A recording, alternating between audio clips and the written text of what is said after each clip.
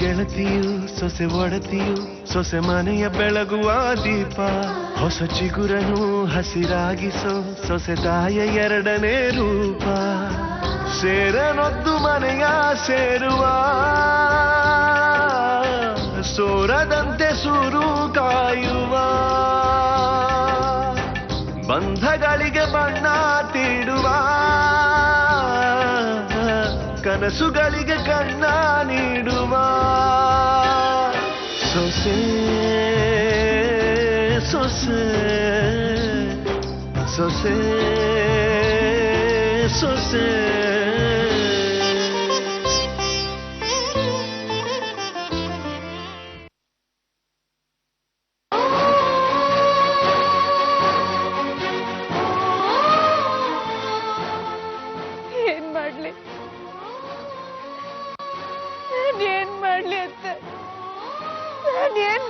ಸಾಧ್ಯ ಹೇಳಿ ಕೃಷ್ಣನ್ ಮನೆಯಲ್ಲಿ ನನಗೆ ಆಶ್ರಯ ಇಲ್ಲ ಗುರುಜಿ ಆಶ್ರಮದಲ್ಲಿ ಅವರೇ ಇಲ್ಲ ಇನ್ಯಾವ ನೆಲೆ ಹುಡ್ಕೊಂಡು ಹೋಗ್ಲಿ ಹೇಳಿ ಅತ್ತೆ ನಾನು ಎಲ್ಲೋಗಿ ಬದುಕ್ಲಿ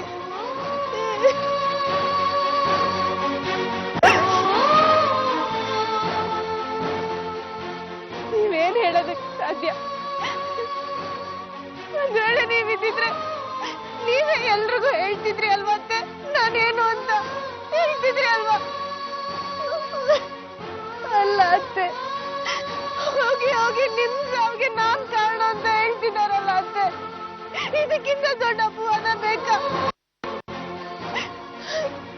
ಅನುಮಾನ ಅನ್ನೋದು ಒಳ್ಳೆ ಕಣ್ಣಿಗೂ ಕೂಡ್ತಾರತ್ತೆ ಅತ್ತೆ ನಾನು ಏನ್ ಅನ್ಯಾಯ ಮಾಡಿದ್ದೆ ಅಂತ ಈಗ ಬೀದಿಗೆ ಬಿದ್ದಿದ್ದೀನಂತೆ ನಾನು ಯಾರಿಗೆ ಅನ್ಯಾಯ ಮಾಡಿದ್ದೆ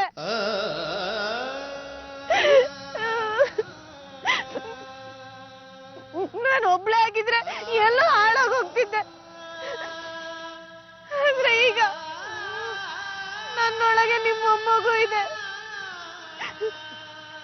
ಈ ವಿಷಯ ಹೇಳಕ್ ಕೂಡ ಸಂದರ್ಭ ನನಗೆ ಅವಕಾಶನೇ ಮಾಡ್ಕೊಡ್ಲಿಲ್ವಲ್ಲ ಅತ್ತೆ ಯಾವ ದಾರಿ ಇದೆ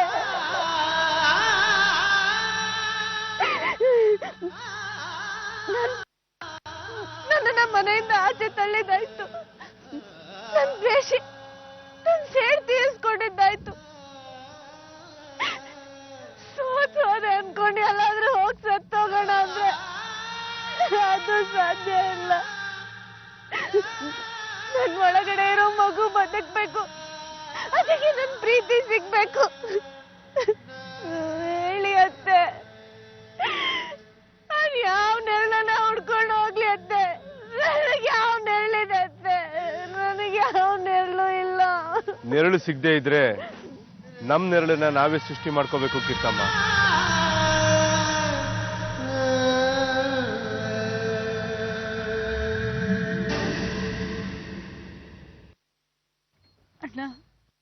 ಈ ಅಣ್ಣ ಬದುಕಿರುವಾಗ ನನಗೆ ಯಾರು ಇಲ್ಲ ಅನ್ನೋ ತೀರ್ಮಾನಕ್ಕೆ ಹೇಗಮ್ಮ ಬರ್ತೀರಾ ನೀವು ಸತ್ಯ ಅಣ್ಣ ನಿಮಗ್ ನನ್ನ ಮೇಲೆ ಅನುಮಾನ ಬರ್ಲಿಲ್ಲ ಸಾಯೋ ಜೀವಕ್ಕೆ ಜೀವ ಸುರಿಯೋ ನಿಮ್ಮನ್ನ ಅನುಮಾನಿಸಿದ್ರೆ ಆ ದೇವ್ರ ಮೆಚ್ತಾನ ಹೇಳಿ ಅಣ್ಣ ನಾನು ಏನು ಹೇಳ್ಬೇಕಾದ ಅಗತ್ಯ ಇಲ್ಲಮ್ಮ ಆ ಮನೆಯವ್ರನ್ನ ಆ ಮನೆ ಒಗ್ಗಟ್ಟನ್ನ ಕಾಪಾಡ್ಬೇಕು ಅಂತ ಬಂದವ್ರು ನೀವು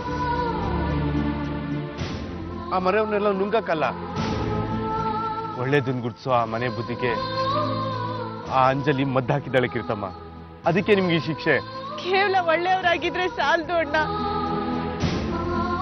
ಒಳ್ಳೇದೇನು ಅನ್ನೋದನ್ನ ಗುರುತಿಸೋ ಶಕ್ತಿ ಇರ್ಬೇಕು ಆಗ್ಲೇ ಒಳ್ಳೇದಕ್ಕೆ ಬಂದ್ಮೇಲೆ ಏನ್ ಮಾಡ್ತೀಯ ಕೀರ್ತಮ್ಮ ಕಷ್ಟ ಯಾರಿಗೂ ತಪ್ಪಿದಲ್ಲ ಆದ್ರೆ ಕಷ್ಟಕ್ಕೂ ಕೆಟ್ಟವ್ರ ಹತ್ರ ಹೋಗಕ್ ಭಯ ಅಣ್ಣ ಆದ್ರೆ ಕೊನೆಗೆ ಶಿಕ್ಷೆ ಆಗೋದು ಕೆಟ್ಟವ್ರಿಗೆ ಅಮ್ಮ ಯಾವ್ದು ಕೊನೆ ಅಣ್ಣ ನನ್ನ ನೋವು ಒಂದ್ ಕೊನೆ ಅನ್ನೋದಿದ್ಯಾ ಈಗ ಎಲ್ಲಾದ್ರೂ ಹೋಗಿ ಬದುಕ್ಬೇಕು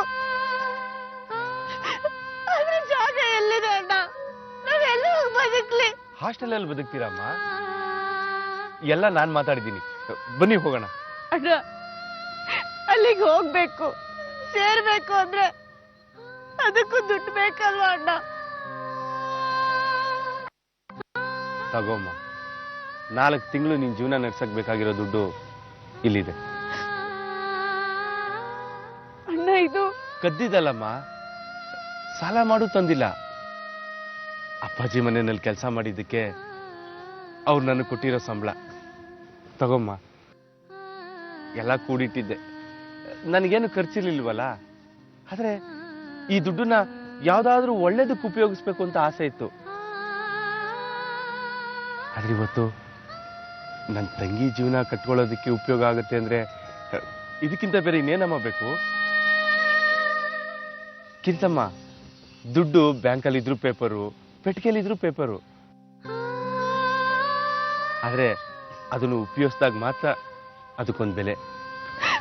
ಅಣ್ಣ, ಈ ದುಡ್ಡನ್ನ ತೀರಿಸ್ಬೇಕು ಅನ್ನೋದನ್ನ ಮಾತ್ರ ನಿಮ್ ತಲೆಯಿಂದ ತೆಗ್ದಾಕ್ಬಿಡಿ ಕಿರ್ತಮ್ಮ.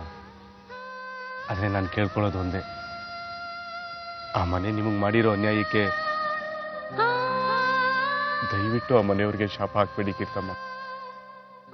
ನೊಂದಿರೋ ಹೆಣ್ಣು ಶಾಪ ಹಾಕಿದ್ರೆ ಅದು ತಟ್ಟುತ್ತಂತೆ. ಆ ಮನೆ ಒಳ್ಳೆ ಮನೆ ಕಿರ್ತಮ್ಮ. ಅಂಜಲಿ ಅನ್ನೋಳು ದುಷ್ಟತನಕ್ಕೆ ನಿಮ್ ಶಾಪ ಆ ಮನೆಯವ್ರ ಮೇಲೆ ತಟ್ಟೋದು ಬೇಡ. ನಾಗರ ಪಂಚಮಿ ದಿವಸ ಬೆಂತೋಳ್ ತಂಗಿಗೆ ನಾನೇನು ಕೊಡಕ್ಕಾಗಿಲ್ಲ. ಅದ್ರ ಋಣನ ಈ ರೀತಿ ತಿಳಿಸ್ತಿದ್ದೀನಿ ಅಂತ ತಿಳ್ಕೊಳ್ಳಿ ಕೀರ್ತಮ್ಮ. ನಡೀರಿ ಹೋಗೋಣ, ಎದ್ದೇಳಿ.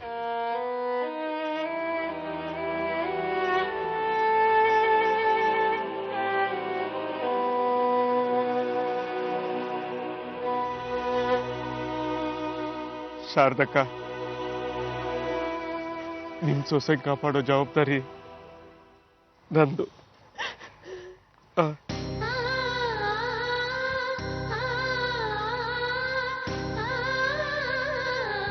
ಶಾರದಾ ಮಹಿಳಾ ಹಾಸ್ಟೆಲ್. ಬನ್ನಿ ಕೀರ್ತಮ್ಮ. ನೋಡಿ ಕೀರ್ತಮ್ಮ, ಶಾರದತ್ತೆ ನೆರಳು ನಿಮ್ ಮೇಲಿದೆ ಅನ್ನೋದಕ್ಕೆ ನೀವು ಸೇರ್ತಾರ ಹಾಸ್ಟೆಲ್ ಹೆಸರು ಕೂಡ ಶಾರದಾ ಅಂತಿದೆ. ನಿಜ ಅಣ್ಣ. ಅಲ್ಲ ಅಣ್ಣ, ಇಲ್ಲಿ ಇವಾಗ ನಾವು ಹೋಗಿ ಕೇಳಿದ ತಕ್ಷಣ ಇರಕ್ ಜಾಗ ಕೊಟ್ಬಿಡ್ತಾರ ನನ್ಗೆ? ಕೊಡ್ತಾರಮ್ಮ, ನಾನೆಲ್ಲ ಮಾತಾಡಿದ್ದೀನಿ. ಅಲ್ಮೇಲೆ ಹತ್ರ ಮಾತಾಡಿ ಸೀದಾ ಒಳಗೆ ಹೋಗ್ತಾ ಇರೋದೆ. ಅಲ್ಲ, ಅವರು ನಿಮಗೆ ಯಾಕೆ ಪರಿಚಯ? ಅಯ್ಯೋ, ಅದೊಂದು ದೊಡ್ಡ ಕತೆ. ನಮ್ಮನೆ ಸಾಲಲ್ಲಿ ಬಸವಣ್ಣವ್ರಿಲ್ವಾ, ಅವ್ರ ಮನೆಯಲ್ಲಿ ಶಿವರಾಮಣ್ಣವರು ಕೆಲಸ ಮಾಡ್ತಿದ್ರು. ಅವ್ರ ಹತ್ರ ಕೇಳಿ, ಅಣ್ಣ ಈ ಥರದ ಒಂಚೂರು ಸಹಾಯ ಮಾಡಿ ಅಂದೆ. ನಾನು ಹೇಳಿರ್ತೀನಿ ಬನ್ನಿ ಅಂತಂದ್ರು. ಬನ್ನಿ ಕೀರ್ತಮ್ಮ. ಅಂತೂ ಈ ಕೀರ್ತಿಗೆ ಜೀವನದಲ್ಲಿ ಎಲ್ಲರ ಹತ್ರ ಸಹಾಯ ತಗೊಳ್ಳೋದೇ ಆಗೋಯ್ತು. ಕೀರ್ತಮ್ಮ ಬನ್ನಿ, ನೀವೇನು ಯೋಚನೆ ಮಾಡ್ಬೇಕು, ಬನ್ನಿ ಬನ್ನಿ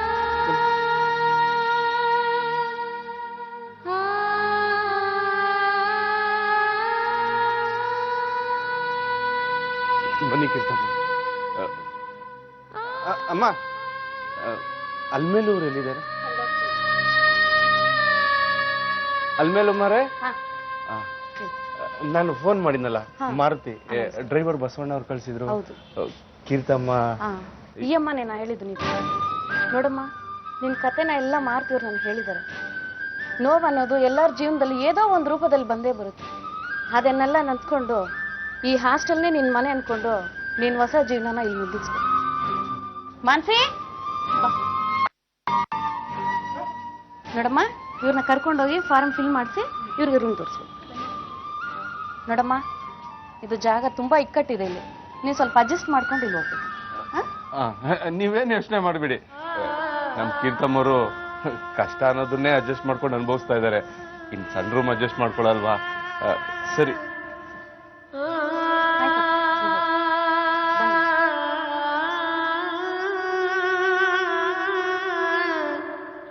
ಅಣ್ಣ, ಥ್ಯಾಂಕ್ಸ್ ಎಲ್ಲ ಹೇಳ್ಬೇಡಮ್ಮ, ಇದು ನನ್ನ ಕರ್ತವ್ಯ. ನಿಮ್ಗೇನೇ ಬೇಕಾದ್ರೂ ಒಂದು ಫೋನ್ ಮಾಡು, ಸಂಕೋಚ ಮಾಡ್ಕೊಳ್ಳದೆ ಕೇಳಮ್ಮ, ಎಲ್ಲ ನಾನು ವ್ಯವಸ್ಥೆ ಮಾಡ್ತೀನಿ.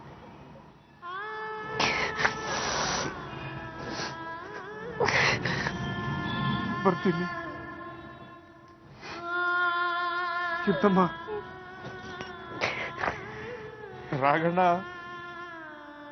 ನಿಮ್ಗೇನೇ ಅಂದಿರ್ಬೋದು, ಎಷ್ಟೇ ಬೇಜಾರು ಮಾಡಿರ್ಬೋದು, ಮನೆಯಿಂದ ಆಚೆ ಹಾಕಿರ್ಬೋದು, ಆದ್ರೆ ಅವ್ರ ಮನ್ಸಲ್ಲಿ ಯಾವತ್ತು ನೀವೇ ಇರ್ತೀರ ಕಿತ್ತಮ್ಮ, ನೀವೇ ಇರ್ತೀರ.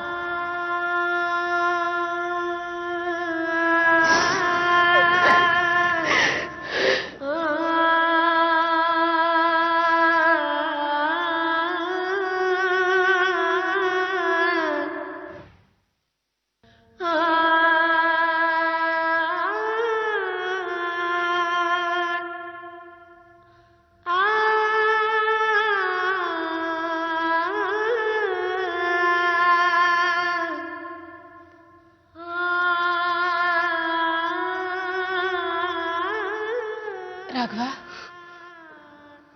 ಯಾಕಪ್ಪ?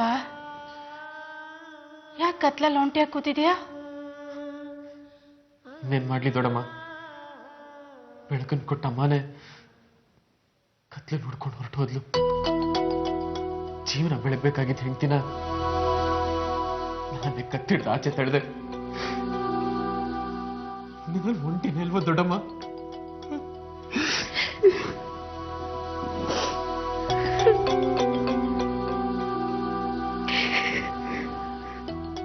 ನಿನ್ ಸಂತ ನನ್ಗೆ ಅರ್ಥ ಆಗುತ್ತೆ ಕಣು. ಒಟ್ಟೊಟ್ಟಿಗೆ ಇಬ್ಬರನ್ನು ಕಳ್ಕೊಂಡು ನೀನು ತಾಯಿ ಮತ್ತೆ ಹೆಂಡತಿ ಹತ್ರ ಮಾತ್ರ ಮನ್ಸು ಬೆಚ್ಚಿ ಮಾತಾಡಕ್ ಸಾಧ್ಯ ಅನ್ನೋದು ನನಗೂ ಗೊತ್ತಿದೆ. ಈಗ ನಿನ್ ಪಾಲ್ಗೆ ಅವರಿಬ್ರು ಇಲ್ಲ. ಅರ್ಥ ಆಗುತ್ತೆ.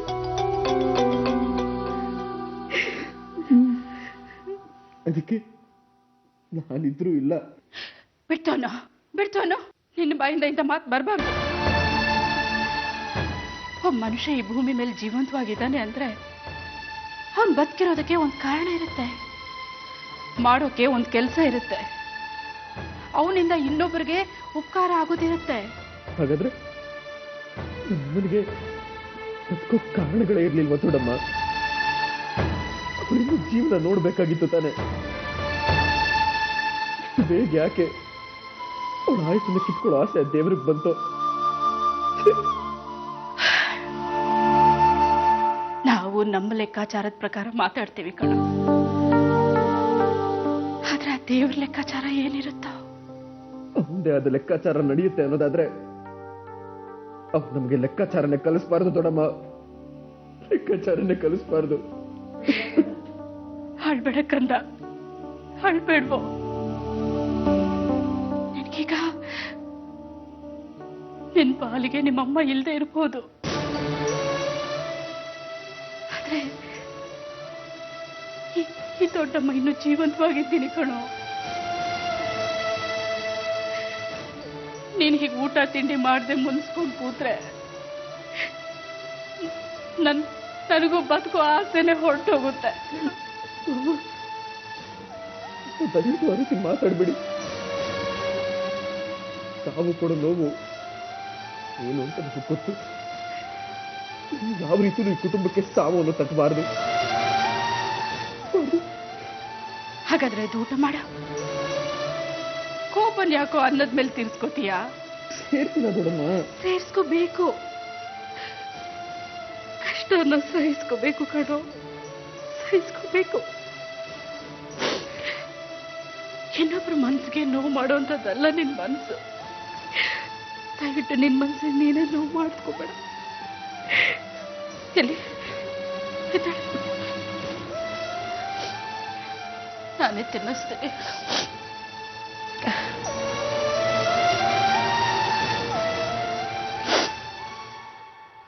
ಮಾಡು,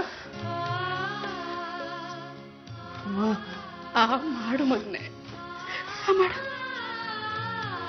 ಹಾಗೆ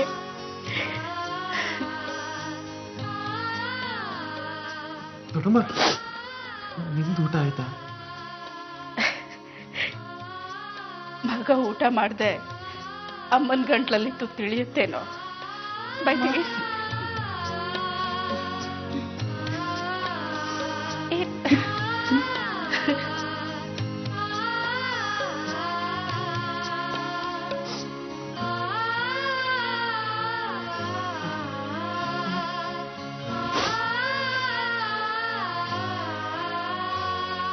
ಮಾಡು.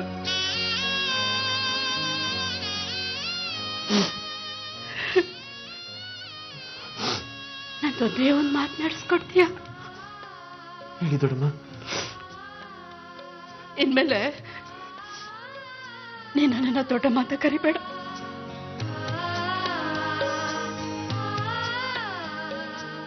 ಅಮ್ಮ ಅಂತ ಕರಿತೀಯ?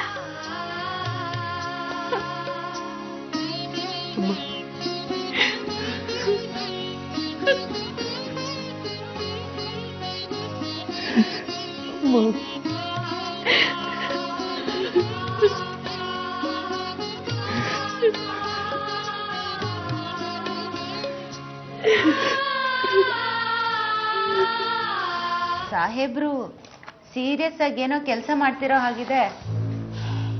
ಗಾಯತ್ರಿ, ಸ್ವಲ್ಪ ಬಿಸ್ನೆಸ್ ಅಲ್ಲಿ ಇನ್ವಾಲ್ವ್ ಆಗಿದ್ದೀನಿ, ಕೆಲಸ ಇದ್ದೇ ಇರುತ್ತೆ. ಏನೋಪ್ಪ, ಬಿಸ್ನೆಸ್ ಅಲ್ಲಿ ಇನ್ವಾಲ್ವ್ ಆಗ್ತಿದ್ದೀರಿ ಹೊರತು ಫ್ಯಾಮಿಲಿಲಿ ಇನ್ವಾಲ್ವ್ ಆಗ್ತಿಲ್ಲ. ಈಗ ಏನಾಯ್ತು ಗಾಯತ್ರಿ? ಅಲ್ರಿ, ನಿಮ್ ತಮ್ಮನ್ ಫ್ಯಾಮಿಲಿ ಇದ್ದಕ್ಕಿದ್ದಾಗೆ ಕಿತ್ಕೊಂಡು ಬೇರೆ ಬೇರೆ ಆಗೋಯ್ತು. ನೀವ್ ಅದನ್ನ ನೋಡ್ಕೊಂಡು ಸುಮ್ಮನೆ ಇದ್ದೀರಲ್ಲ. ಗಾಯತ್ರಿ, ಅದಕ್ಕೆ ನಾನೇನ್ ಮಾಡಕ್ಕಾಗತ್ತೆ ಹೇಳು? ಇದೊಳ್ಳೆ ಕತೆ ಆಯ್ತಲ್ಲ, ಹೋಗಿ ರಾಘವನ್ ಹತ್ರ ಮಾತಾಡಿ. ಇದಲ್ಲಪ್ಪ ಜೀವನ ಅಂತ ಬುದ್ಧಿವಾದ ಹೇಳಿ ಅವರಿಬ್ಬರನ್ನ ಒಂದ್ ಮಾಡಿ. ಒಂದ್ ಮಾಡ್ಬೇಕಾಗಿರೋದು ನಿಮ್ ಕರ್ತವ್ಯ ತಾನೆ.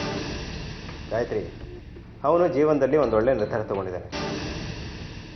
ಚಿಕ್ಕಮ್ಮನ ಸಾವಿಗೆ ಕಾರಣವಾದವಳಿಗೆ ಕ್ಷಮೆ ಇದೆಯಾ ಹೇಳು? ಕ್ಷಮೆ ಸಿಗ್ಬಾರ್ದು ಅನ್ನೋ ಕಾರಣಕ್ಕೆ ನಿಮ್ ಮನ್ಸಲ್ಲಿ ಏನಿದೆ ಅಂತ ಕನ್ಫರ್ಮ್ ಮಾಡ್ಕೋತಿರೋದು. ಗಾಯತ್ರಿ, ಅವರಿಬ್ಬರನ್ನ ಈಗ ಒಂದ್ ಮಾಡೋದು ಪಾಪ ಅನ್ಸ್ಕೊಳತ್ತೆ ಹೊರತು ಪುಣ್ಯ ಅನ್ಸ್ಕೊಳಲ್ಲ. ಇಷ್ಟಕ್ಕೂ ಹೆಚ್ಚಾಗಿ ರಾಘವ ಹೆಂಡತಿಗಿಂತ ಅವ್ರ ತಾಯಿನ ತುಂಬಾ ಪ್ರೀತಿಸ್ತಿದ್ದ. ಹೋಗ್ಲಿ ಬಿಡಿ, ಆ ವಿಷಯ ಬೇಡ ಅಂದ್ಮೇಲೆ ಆ ಮಾತು ಯಾಕೆ? ಮಾತು ಶುರು ಆಯ್ತಲ್ಲ, ಮುಗಿಸ್ಬಿಡ್ತೀನಿ ಕೇಳಿ. ರಾಘವ ಮದುವೆ ಮಾಡ್ಕೊಳ್ಳುವಾಗ ನಮ್ಮ ಪರ್ಮಿಷನ್ ಏನಾದ್ರು ಕೇಳಿದ್ನ? ಎಲ್ರ ಪರ್ಮಿಷನ್ ಕೇಳಿ ಆಮೇಲೆ ಮದ್ವೆ ಆಗೋದಕ್ಕೆ ರಾಘವ ಏನು ನನ್ ಗಂಡ ಕೇಶು ಅಲ್ವಲ್ಲ. ನನ್ನ ಕತೆ ಬಿಡು, ನಾನೀಗ ಮಾತಾಡ್ತಿರೋದು ರಾಘವನ ವಿಷಯ. ಅವನಲ್ಲಿ ಪರ್ಮಿಷನ್ ಕೇಳ್ದ, ತಾಳಿ ಕಟ್ಟಿ ಹಾರ ಹಾಕೊಂಡು ಕೀರ್ತಿನ ಮನೆ ಕರ್ಕೊಂಡ್ ಬಂದ. ಕೀರ್ತಿ ಮನೆ ಒಳಗ್ ಬಂದ್ರೆ ನಾವೆಲ್ಲ ಮನೆ ಆಚೆ ಹೋಗ್ತೀವಿ ಅಂದಾಗ ಹೋದ್ರೆ ಹೋಗ್ಲಿ ಅನ್ನೋ ರೀತಿ ಒಳಗ್ ಬಂದ. ಒಳಗ್ ಬಂದೋಳು ಹಾಗೆ ಹೋದ್ಲ? ಇಲ್ಲ, ನಮ್ಮತ್ತೆನ ಬಲಿ ತಗೊಂಡು ಹೋದ್ಲು. ಅವತ್ ನಾವ್ ಆಡಿದ ಮಾತುಗಳಿಗೆ ಸೇಡ್ ತೀರಿಸ್ಕೊಂಡ್ಬಿಟ್ಲು. ಅದಕ್ಕೆ ಹೇಳಿದ್ ಗಾಯತ್ರಿ, ಈಗ ಆ ವಿಷಯ ಮಾತಾಡೋದು ಬೇಡ ಅಂತ. ಇಲ್ಲಿ ತನಕ ರಾಘವ ತನಗೆ ಬೇಕಾಗಿದ್ದ ನಿರ್ಧಾರನ ತಗೊಂಡಿದ್ದಾನೆ. ಅವತ್ತು ಹೆಂಡ್ತಿನ ಕರ್ಕೊಂಬಂದ, ನಾವು ಒಪ್ಕೊಂಡ್ವಿ. ಇವತ್ತು ಅದೇ ಹೆಂಡ್ತಿನ ವಾಪಸ್ ಕಳಿಸಿದ್ದಾನೆ. ಒಪ್ಕೊಂಡು ಸುಮ್ಮನಾಗ್ಬೇಕಷ್ಟೆ. ಮತ್ತೆ ಅವರಿಬ್ಬರನ್ನ ಒಂದ್ ಮಾಡೋ ಪ್ರಯತ್ನಕ್ಕೆ ನಾವು ಕೈ ಹಾಕಬಾರ್ದು. ಏನೋ ಅಣ್ಣ ತಮ್ಮಂದ್ರ ವಿಷಯ, ಒಗ್ಗಟ್ಟು ಕುಟುಂಬದ ಮನಸ್ಸಿನ ವಿಷಯ, ಅದಕ್ಕೆ ಮಾತಾಡ್ದೆ. ತಪ್ಪಾದ್ರೆ ಕ್ಷಮಿಸ್ಬಿಡಿ. ನನ್ನ ಹತ್ರ ಮಾತಾಡದೆ ಸರಿ, ಇದೇ ರೀತಿ ಅವನ ಹತ್ರ ಹೋಗಿ ಮಾತಾಡಬೇಡ. ನೋಡು, ನನಗೆ ತಿಳಿದ ಮಟ್ಟಿಗೆ ಇನ್ನು ಮುಂದೆ ಕೀರ್ತಿ ಬಗ್ಗೆ ಈ ಮನೇಲಿ ಯಾರೂ ಮಾತಾಡಲ್ಲ. ಅವಳೊಬ್ಳನ್ನ ಔಟ್ ಮಾಡಿದ್ರೆ ಮಿಕ್ಕವ್ರನ್ನ ಔಟ್ ಮಾಡೋದು ಕಷ್ಟ ಏನಲ್ಲ. ಅಯ್ಯೋ, ನಾನ್ ನೋಡಿ ಇಲ್ಲೇ ಮಾತಾಡ್ತಾ ಕೂತ್ಕೊಂಡ್ಬಿಟ್ಟೆ. ಒಳಗಡೆ ಅತ್ತೆ ಒಬ್ಬರೇ ಕೆಲಸ ಮಾಡ್ತಿದ್ದಾರೆ, ನಾನು ಹೋಗಿ ಅವ್ರಿಗೆ ಹೆಲ್ಪ್ ಮಾಡ್ತೀನಿ.